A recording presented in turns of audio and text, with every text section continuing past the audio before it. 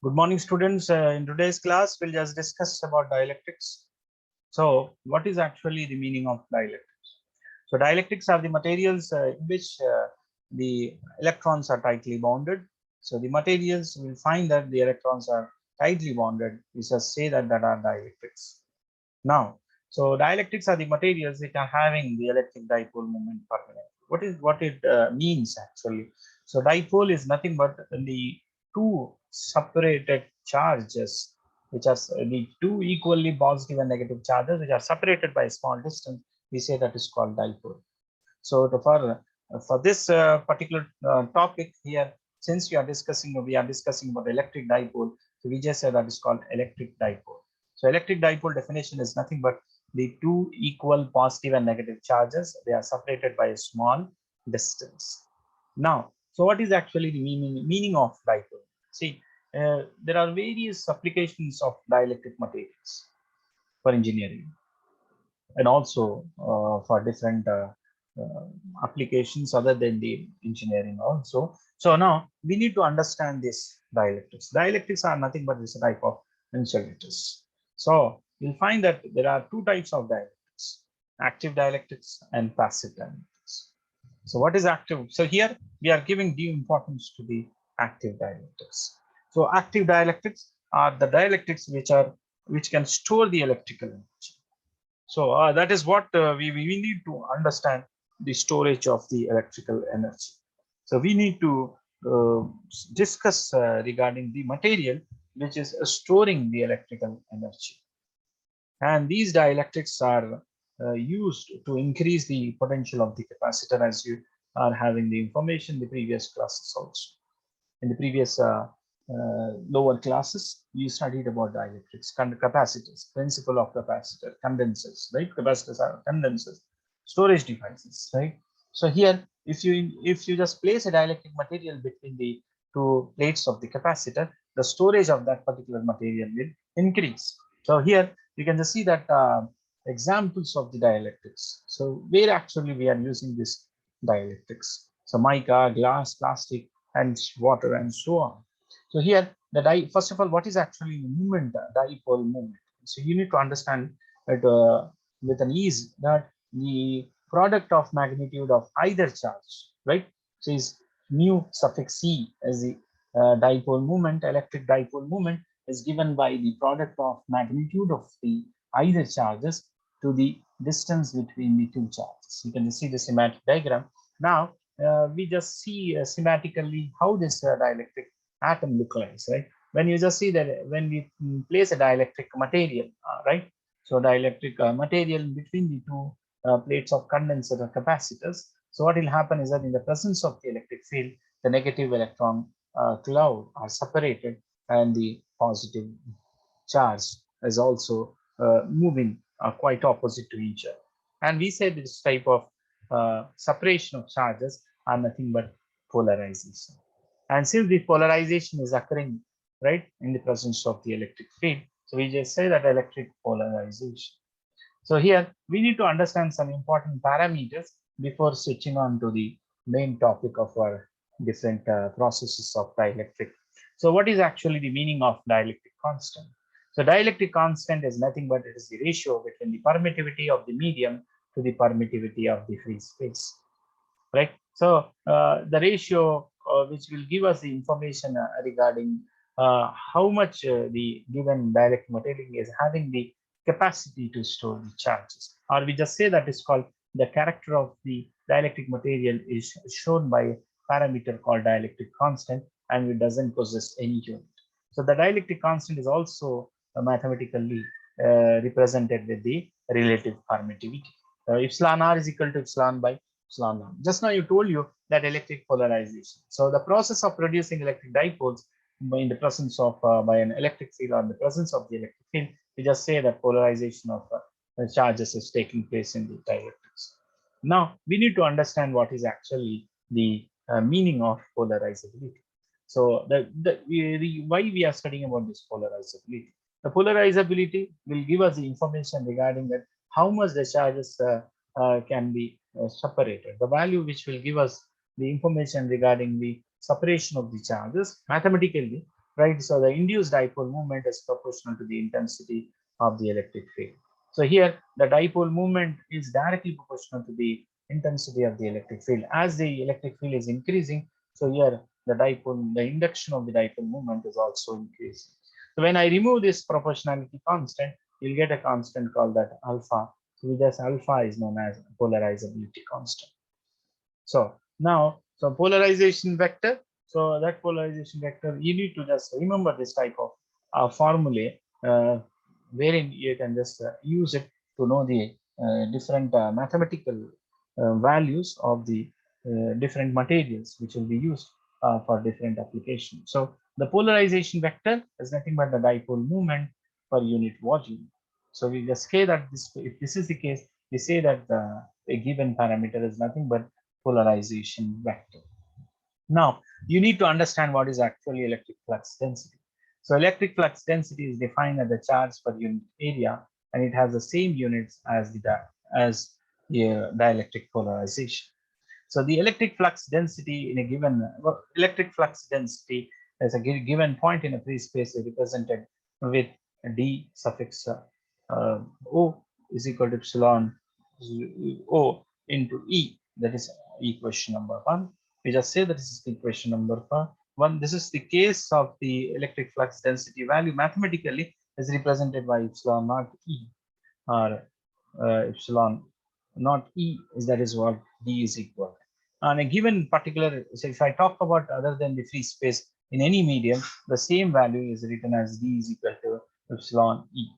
So as the polarization is nothing but is a measure of the additional flux density which is arising due to from the presence of the material when we compared with this two free space. See, a medium is compared with the another medium, which that medium, it may be a free space or air. So that when we compare these two different medias, so the electric what you can say flux density is related by epsilon E plus the P, that is a polarization vector. So now, so epsilon E is equal to epsilon naught E plus P. So when you just when we take common E value, epsilon minus epsilon naught into E is equal to P. So or we just say epsilon R into epsilon naught minus epsilon naught into E. So this epsilon is nothing but you already know the permittivity, absolute permittivity. This absolute permittivity, relative permittivity, the total, the permittivity, the total permittivity is given by epsilon R into epsilon naught. So instead of epsilon, we can write epsilon R into epsilon naught minus epsilon naught into E is equal to P. So epsilon R, you can take epsilon naught common. So epsilon R minus 1 into epsilon naught into E is equal to P. So now this P value is given by this particular vector. Now, what is epsilon R minus 1 is equal? We just I will define another parameter. So that is called electric susceptibility. Now, the polarization vector we find that we found to be epsilon naught into epsilon R minus 1. So epsilon R minus 1 is nothing but zeta E is represented by. So the total polarization vector can be written as P is equal to epsilon naught zeta E into E, right? Now, this can be written as, this can also be written as zeta E is equal to P, polarization vector by epsilon naught E. So now what is P? Just now I told you in the previous value, P is nothing but epsilon R minus 1 into epsilon naught into E.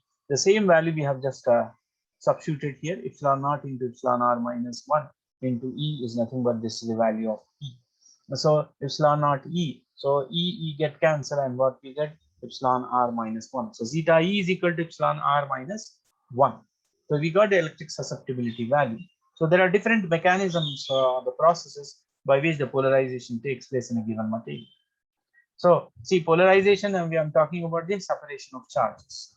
So these separation of charges are taking place by different mechanism, different processes in different materials. So we need to understand what type of mechanisms which are applied to separate these charges. So when the specimen is placed inside a what you can say in an electric field, the polarization is happening. 4 types of polarization is processes are taking place. So electronic polarization, ionic polarization, orientation, and space charge polarization.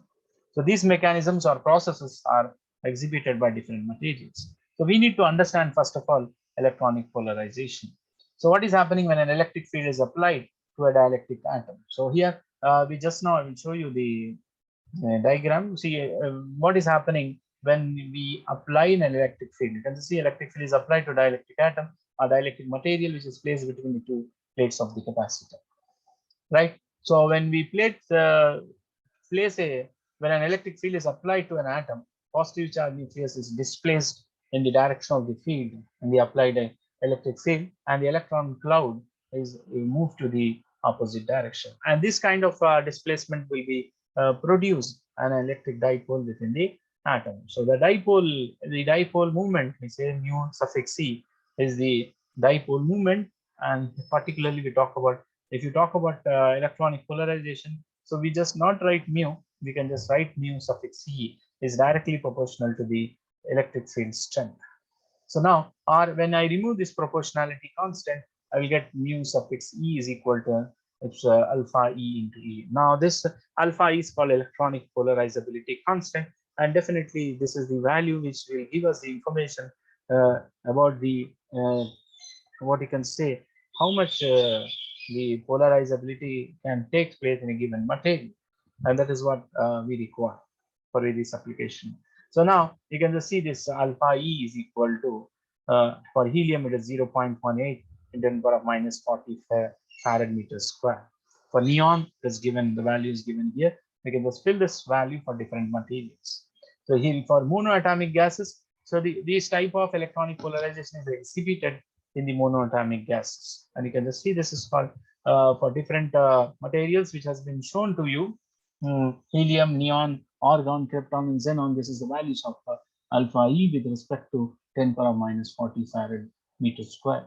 So, and these type of polarization is occurring at the optical frequencies. And what is that optical frequency range?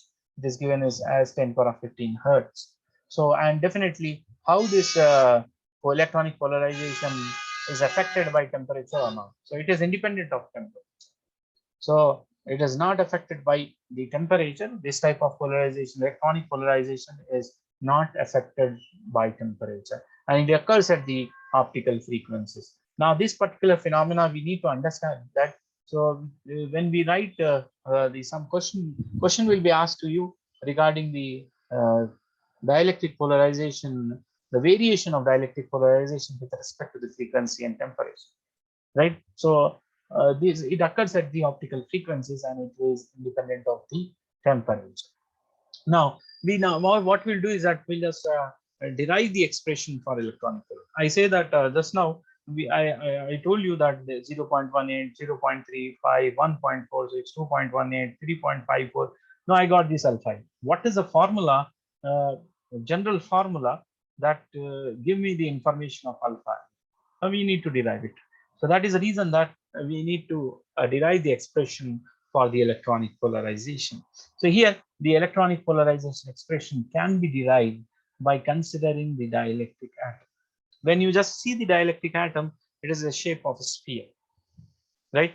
Just now I told you, just shown you the dielectric atom. Again, I will show you the picture of dielectric atom. See, this is the shape of the sphere. When you don't apply the electric field, what is happening? When you apply the electric field, what is happening? You can just see this, right? So let us consider an electric field. This is of the electric field is having an intensity E. Since the nucleus is having a charge, let us consider the charge of the nucleus is Z. See, please give concentration such that you can easily understand this derivation. So, and the electron cloud is having the charge minus Z, right? So now of the atom, they are opposite charges. Definitely, the nucleus and the electron is having opposite charges, and these two charges are acted upon by the electrons. So this particular force, which is what you can say, told the scientist who has told us that the information that there are force which is existed in in a dielectric atom is nothing but we say that is called Lorentz force. So the Lorentz force is exhibited in a right. These two charges are acted upon by the Lorentz force. When we talk about a dielectric atom, so there is a force, the force which is acting on these particular charges, two different nuclear, two different what you can say nucleus and the electron, so they are Lorentz force. Now what will happen, this is especially exhibited inside the dielectric atom. Now subsequently the nucleus moves, so the nucleus is moving in the direction of the field, and the electron cloud will move exactly opposite, in the opposite direction. Now this process of separation continues. So when an attractive force is created and the separation, this separation is continuing until the Coulombic force is balanced by the Lorentz. The force, one force which is making these two charges, that is plus ZE minus ZE, separating. And see, the nucleus and the electron is separating, and these the force of this is called Lorentz force, and these Lorentz force is balanced by the Coulombic force which has been induced. So the Fc is balanced with the Lorentz force. This is happening. An equilibrium state will be reached. So at the equilibrium space, the Coulombic force, the attractive force, is balanced by the Lorentz force. So when these two forces are balanced, the separation will stop. So now the schematically you can just see this figure, ZE exactly at the center, and the radius of that sphere from the center to this one end is the radius is given by R. And here when you when you see a same dielectric atom, see, when I talk about sphere, it means I'm talking about dielectric atom, right, for this particular topic. So now in the presence of the electric field, the positive and the negative electron cloud are separated, and this is they are separated by the distance x. You already know that. See, the figure 2 represent the displacement of the nucleus and the electron cloud, and we assume that the negative charge in this particular cloud, as you can just see this, they are uniformly distributed over complete sphere of radius r, right? And this can be mathematically represented. See, the charge density. So density is nothing but when I have the charge of the of the electron by the volume, right? So this is the charge density is nothing but this is the formula. As I will just for your convenience, what I can say, the density is nothing but mass by volume. In the same way, we are talking about charge density. The charge density, charge of the electron cloud. I'm talking about charge of the electron cloud here, and the volume of the sphere, right? So the charge of the electron is minus ZE, and this electron cloud is nothing but it is a sphere exhibited by here there is a whatever the dielectric atom we are exhibited, that is in the form of a sphere. Now, so the charge density is nothing but the minus ZE, right? Charge by volume of the sphere. So volume of the sphere is nothing but 4 by 3 pi r cube. Here the ZE is nothing but, see, I say electron cloud, but that is a total charge which is you can just see the negative charge in the cloud uniformly distributed. The negative charge in the cloud uniformly distributed over a sphere of radius r, and the spherical shape does not change for the this particular. For our convenience, we are just, representing that the entire sphere is having a charge, right? So that total charge of the sphere is represented with minus Z. So minus ZE by 4 by 3 pi r cube, volume of the sphere. So there is a negative charge in the sphere of radius x, right? So the total charge of the sphere, the total radius of the sphere is r, and the when we talk about the charge of the electron cloud, so that is having a radius mod x. So here q is equal to when you talk about a negative charge of the electron, so I just represented small q suffix e. Now here I am representing ZE represent the total charge in the sphere. That is what you need to understand more clearly. Minus ZE represent the total charge in the sphere, and the negative charge in the sphere of the radius x. You can just see there are two types of spheres here. See, this is one sphere which is having the radius as small x, and this is the sphere which is having the radius capital R. This you need to just compare and contrast such that you can easily understand this expression. So q suffix e, right, is charge density 4 by 3 pi r cube. See, this density value is nothing but minus ZE, as you can see, minus ZE 4 by 3 pi r cube. So as it is, we have written here minus ZE instead of the sigma minus ZE by 4 by 3 pi r cube. So 4 by 3 pi x cube, right? Now this is the value already that is there. So 4 by 3 pi x cube.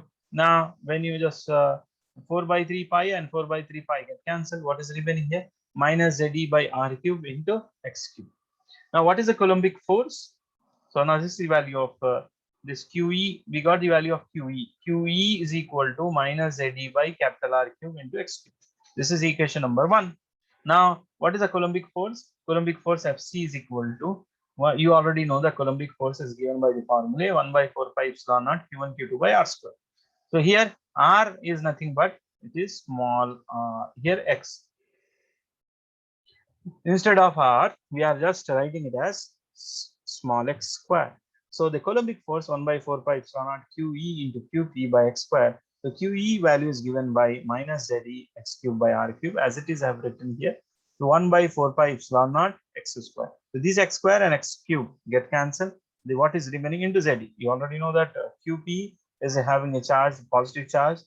Positive charge of the nucleus is given by ZE. So QP instead of QP, we can write that it has been written as ZE. So ZE minus ZE into x cube by R cube into ZE is equal to minus Z. Z into Z, Z square E into E square x by 4 pi epsilon naught into capital R cube. This is equation number 2, and this is equation number 1. So equation 1 is having the value of Q suffix C. This is the value of Fc, right? So now at equilibrium position, the Lorentz force is given by formula Q into E. So what is Q? ZE. So FL is equal to FC. So FL is what? ZE into E. So as it is written, FC value, we got FC value as minus Z square E square x by 4 pi epsilon naught R cube. So the same way, minus Z square E square x by 4 pi epsilon naught R cube we have written here. FC value, FL value is what? ZE into capital E. Now E is equal to, capital E is equal to the ZE and Z square E square will get cancelled. What is remaining? Minus ZEX by 4 pi epsilon naught R cube. This is equal to E. So we had an information, right? So here minus ZE into X is nothing but dipole moment. And this value is what? Alpha E. How I've written alpha E here? Alpha E, you can see this previous value of this electron. When we just define the electronic polarization, we have written mu E, right? This dipole moment is given by polarizability, electronic polarizability alpha E into E. So alpha E is equal to, alpha E will go to this left hand side, and it can be written as mu E by E. What is mu E? Dipole moment. The definition itself will tell us that dipole moment is nothing but you can just see it. Mu E is equal to Q into X, right? Q is the charge, so mu E is nothing but dipole moment. You can just see this pause and you can just see this definition, and from where we are substituting this one, right?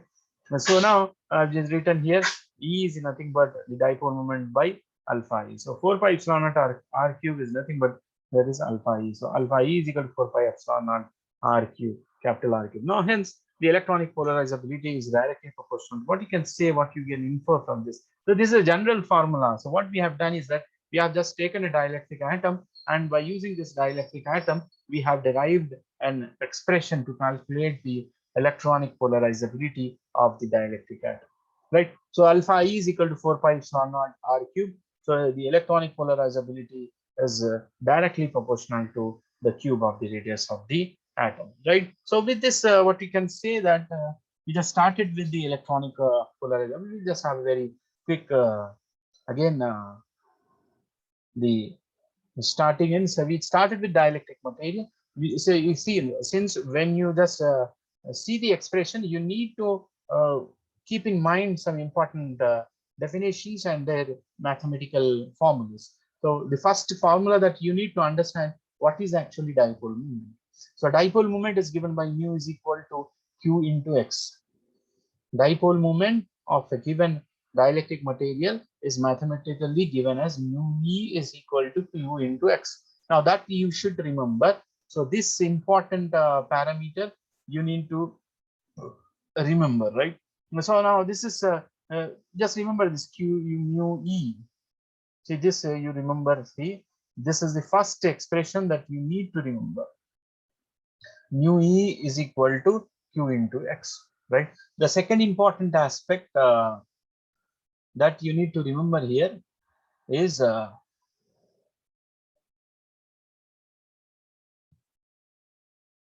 right. The next important parameter that you need to remember, the other one,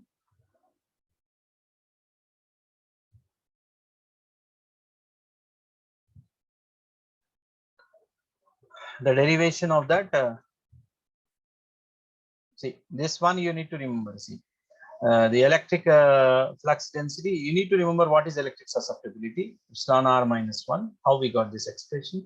And when we start our expression of electronic polarizability, we need to remember that the electronic dipole moment is given by alpha E into E, where E resembles here the electric field strength, right?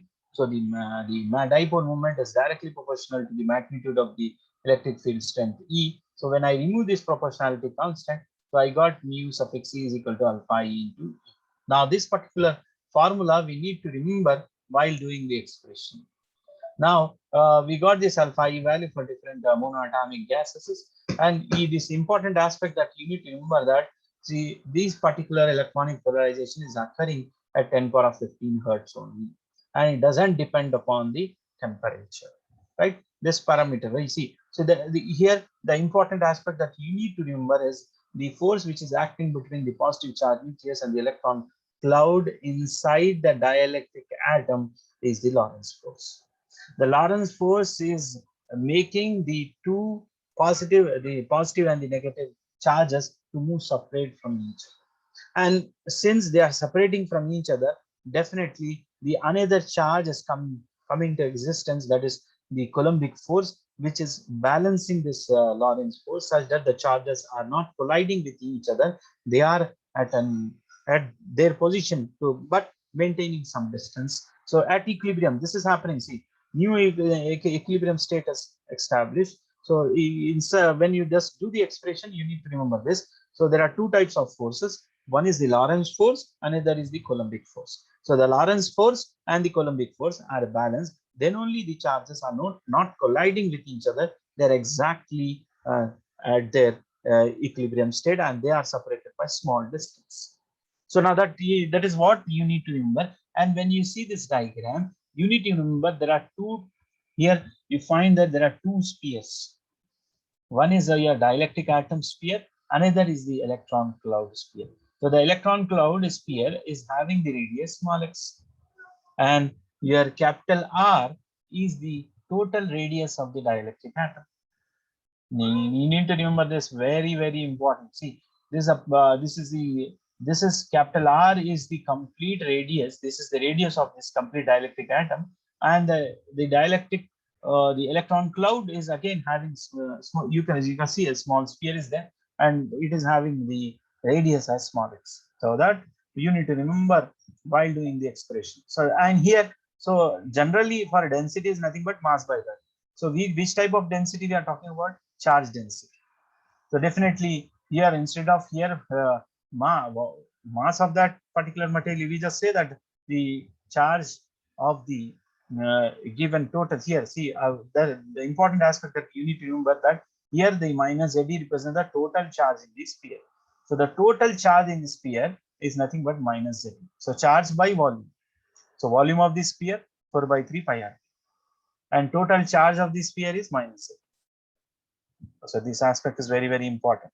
Now the negative charge in the sphere, see, you can see the negative charge in the sphere is this part. It should be very much clear this, right? You should be very clear to this aspect. The negative charge in the sphere is this one. So that is the reason that we have written the negative charge in the sphere of the radius x, very important aspect. So that the negative charge is given by the density, charge density into volume of that electron cloud, which is in the shape of a sphere. So the volume of that particular electron cloud is 4 by 3 pi x cube. So x cube is the here radius of that electron cloud. So here this charge sigma value is nothing but minus ZD by 4 by 3 pi r cube. So as it is, we have just substituted that, and 4 by 3 pi x cube. So 4 by 3 pi and 4 by 3 pi, will get cancelled, and minus ZD by R cube x cube. This is equation 1, and this is the charge of the electron. Now, this thing is very, very important, and this thing is to be remember each and every student. You will not find any difficulty in understanding this unless and until you understand the logic behind this diagram, right? When you see the diagram, you need to remember this. This is one sphere, electron cloud, which is represented by electron cloud, and the radius of that electron cloud is small x. And this is the entire sphere that is called, which is having a radius capital R. So if you remember these two aspects very clearly, I don't think that you'll have any problem regarding understanding this expression, right? And the Coulombic force, you already know, inverse Coulomb square law, right? 1 by 4 pi epsilon naught Q1 Q2 by R square. So here Q1 Q2 is represented by the electron charge and the positive charge, that is the nucleus. So QP is a positive charge of the nucleus. Just see what we have considered. The nucleus charge is Z, and the electron cloud charge is minus Z. This thing, simple thing, if you see electron QE value, we already got it from this expression. QE, we have written QE dot QP. So QE we have written here, QP charge is there, right? So I'm just substituting with small mathematical step simplification. We got the value of alpha. So with this, we'll just stop my class, today's class. I think that if someone is having any problem with this particular topic, the previous topic, so definitely the session, right? Doubt sessions are there every Tuesday. So please come and ask the doubts regarding the topics that you find very difficult, right? So thank you, everyone. Thank you for your patience. With this, we'll just come to the end of today's class, and we'll again, right? We'll meet in the tomorrow's class. Thank you, everyone. Thank you for your patience. Now.